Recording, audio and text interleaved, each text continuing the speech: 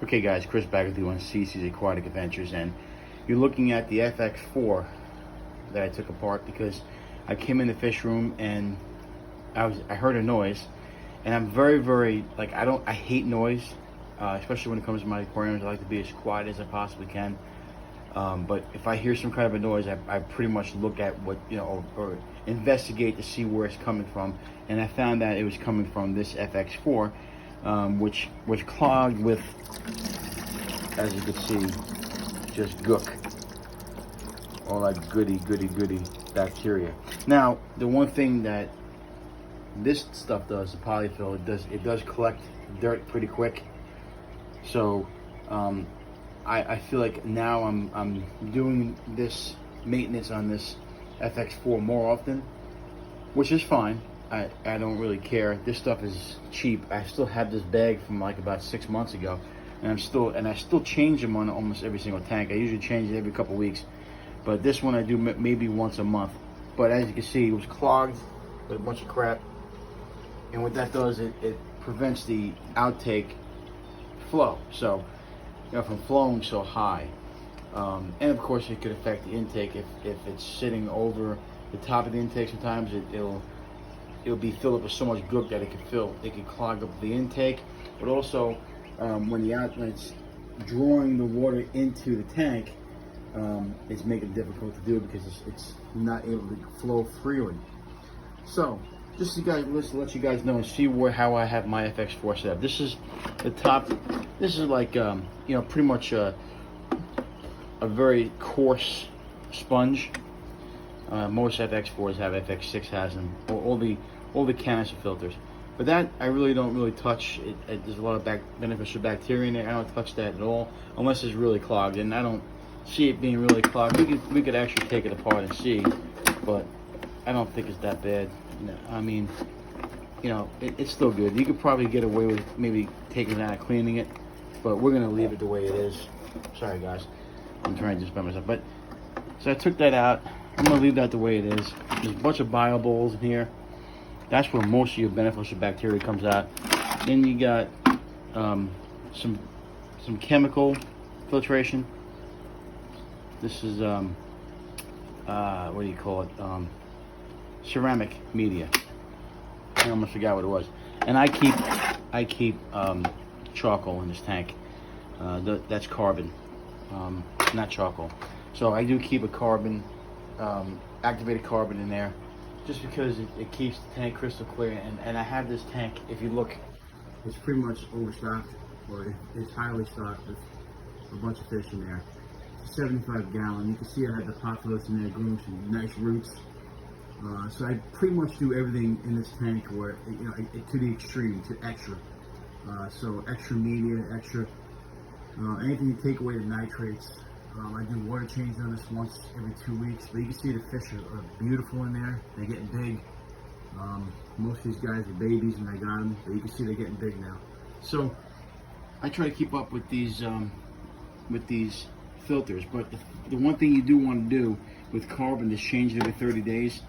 And I've already changed this one the last time. I'm gonna let it go for another time because I'm not really, I'm not really dependent on charcoal. Carbon. So I let it go for a couple months. I know they say 30 days, but if I'm in the need of it, and if I have the need for extra carbon, which I kind of swayed away from it, but I left it in this tank because of the stock and because I overfiltrate this tank. But most of my other tanks don't even have carbon, unless I see an issue with some kind of if the fish has some kind of thing going on, I'll take the carbon out, or put the carbon in to get whatever's in the water out, and then I'll treat with whatever medication, then I'll put the charcoal back in. But yeah, I use charcoal sporadically now. I don't use it a lot, but I pretty much kept it in this tank since I got to this spot. So I put everything back in there the way it goes, and I dump the water out too. So I changed the water next. The water was nasty. So you want to pretty much take everything out, and I don't wash anything as far as the media is concerned. I just put everything back in the way it is. Okay. You want to take some polyfill now. I take it out of here, and I just put it in there. You don't want to cover. Sorry, guys. You don't want to cover, like I said, the intake. So you want to just place this where it's going to be okay, where it's not going to get in front of the intake. You could, rip it out, whatever. Do what you got to do. But this is the stuff I use for my filters, and for right now. So I do that, and then I will get a bucket of water, some clean water, fill that up, and then put the intake, and then put the whole thing back together and let it run for a little bit. I'm not going to go into that detail because I didn't get the water yet, but I usually use water that's obviously you have to put some. You want to treat the water before you put the water in there, and I use, of course, I use Prime. So I put Prime in the water and then fill this up until it reaches about up here. So the intake has to grab some water, so you want to make sure there's water in here, or else it'll take you forever. You use this. If you look at the top, there's a pump on that. That just gets the suction going, gets the cycle going on the filter. But if you put water to the top, I find usually it pretty much goes right away. It takes that's used to prime, I should say. That's the right word, prime. But if you use enough water, usually sometimes it doesn't. Sometimes it will prime out itself. Sometimes it won't. But usually it's easier to prime when you fill it up with water. So I just get some treated water, and put it in there, and then just turn it on. But that's the way I do these cans filter. Very easy to do. Obviously, the bigger they are, the bigger ones that you get, the harder they are to clean and maintain. But with the polyfill, I've noticed I've done it every once a month now, and then we do water change. But you can see this tank is crystal clear. If you look at it, fish are happy. We haven't had any loss in this tank in a long time. I shouldn't jinx myself, but I just did. But you can see I added the pothos in there. I wasn't sure the pothos would do in this garage, but you can see the roots are growing on it, and the roots are growing on the bamboo too, which is a good thing. But you can see the roots right there on the pothos growing. So the more that stuff grows, the better off you are, because you get less nitrate. But as you can see, these angelfish look beautiful. They're getting big. And that's the way we do it. Now, the plants in this tank obviously don't look as good as I wanted to.